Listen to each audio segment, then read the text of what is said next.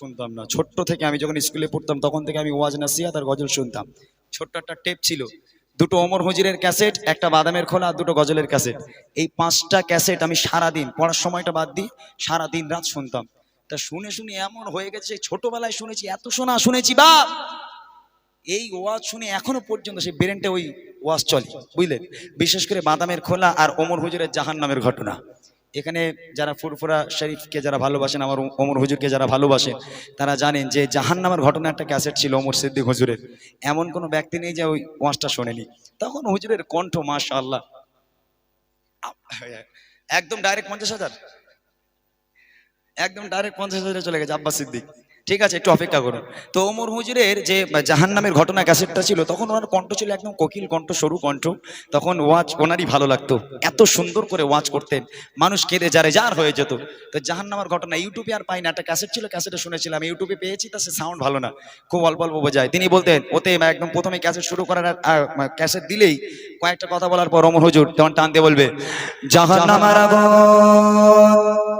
দরওয়াজা খুলে দেওয়া হবে, আর জাহান্নামের আগুনের জিহ্বাটা লম্বা করে তাদের নিকটে যখন আসতে থাকবে, ওই জাহান্নামের ভয়ঙ্কর অবস্থা দেখে তাদের জবান খুলে যাবে, পরিষ্কার তারা বলতে থাকবে লা ইলাহা ইল্লাল্লাহ, লা ইলাহা ইল্লাল্লাহ, লা ইলাহা ইল্লাল্লাহ মুহাম্মাদুর রাসূলুল্লাহ।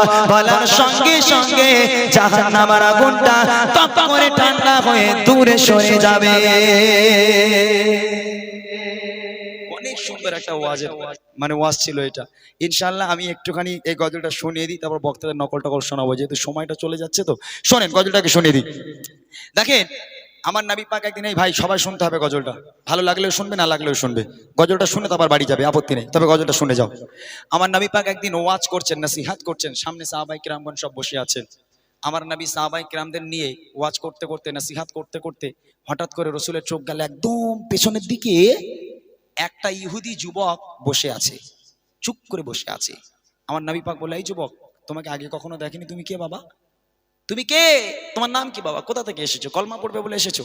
বলে, আরে না মোহাম্মদ, তোমার উপর কে কলমা পড়বে, তুমি তো পাগল, তুমি তো পাগল, তুমি নিজেকে নবী বলে দাবি করো, তোমার উপর কলমা পড়তে আসিনি, তাহলে কেন এসেছো বাবা? বলে, হে মোহাম্মদ, রাস্তা দিয়ে যাচ্ছিলাম, দেখলাম তুমি সাহাবায়ে কিরামদের নিয়ে ওয়াজ করছো, নসিহত করছো, এমত অবস্থায় দাঁড়িয়ে গেলাম, শুনছি তোমার কথা থেকে এত মধুর মতো মিষ্টি বার হচ্ছে, আমি আর এক পা এগোতে পারলাম না, দাঁড়িয়ে দাঁড়িয়ে তোমার কথা শুনছি, একবার জোরে হবে না? এই গজলের মাধ্যমে শিক্ষা কি? এই গজলের মাধ্যমে শিক্ষা, নবী পাক মানুষের সঙ্গে কেমন ব্যবহার করতেন, যে ব্যবহারটাই মাদ্রাসা ছেলেদের শিক্ষা দেওয়া হয়, এই ব্যবহারটা আমি এখান থেকে আপনাদের বলে দিয়ে যাই, খুব মনোযোগ দিয়ে শোনেন। এই কথা বলার পর আমার নবী পাক একটু মুচকি হাসলো, মুচকি হাসি আহা চাঁদ পর্যন্ত লুকিয়ে যায়। নবী পাক মুচকি হাসলো, এই হাসি নিয়ে যুবক বাড়ি চলে গেল। এইবার বাড়ি গিয়ে যুবক খেতে যায়, শুতে যায়, বসতে যায়, যেখানেই যায় দুনিয়ার আর কোনো চিন্তা ভাবনা যুবকের মাথায় আসে না, শুধু নবী পাকের মুচকি হাসিটাই সারাক্ষণ ব্রেনটের মধ্যে ঘুরপাক করছে। তো এই মুচকি হাসি থেকে সেই ইহুদি যুবক যে আমার নবীকে পাগল বলল, সেই যুবক শেষ পর্যন্ত কত দূর পর্যন্ত যেতে পারে একটু মন দিয়ে শুনবেন। কবি লিখছে, নূরি চেহারা মায়াতে ভরা, রোশনি ঝলকায় নূরের ফোয়ারা,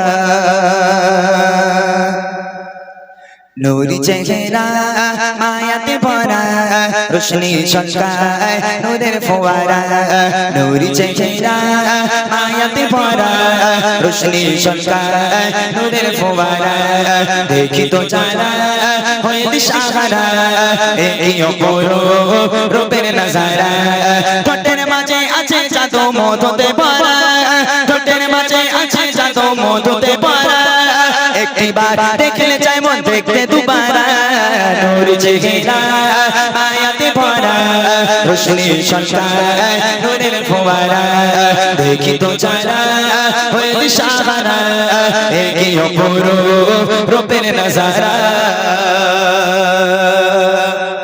এই যুবক, কি করতে এসেছো? বলে, হে নবী, তোমার কথা মধুর মতো মিষ্টি লাগছে, তাই বসে বসে শুনছি। বলে, কলমা পড়বে? বলে, দরকার নেই কলমা পড়ার, তুমি পাগল, তোমার উপর কলমা পড়তে যাব না। আমার নবী পাক মুচকি হাসি দিল, ওই হাসি নিয়ে যুবক বাড়ি চলে গেল।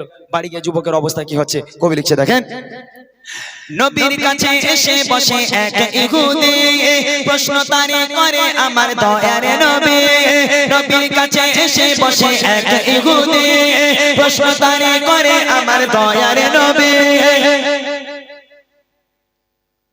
নবীর কাছে এসে বসে এক ইহুদি প্রশ্ন তারে করে আমার দয়ার নবী কেন এসেছো বলো আমার দরবারে কেন এসেছো বলো আমার দরবারে তাকিয়াছো কেন আমার মায়ার নজরে আনবে কি ঈমান পড়বে কলেমা আনবে কি ঈমান পড়বে কলেমা যুবক বলে ঈমান আনবো না আনবে কি ঈমান পড়বে কলেমা যুবক বলে ঈমান আনবো না ঠোঁটের মাঝে আছে জাদু মধুতে ভরা ঠোঁটের মাঝে আছে জাদু মধুতে ভরা একটিবার দেখলে চাই মন দেখতে দুবারা নূর চেহারা মায়াতে ভরা রোশনি সন্তান নূরের ফোয়ারা দেখি তো যারা হয়ে দিশাহারা একই অপর রূপের নজারা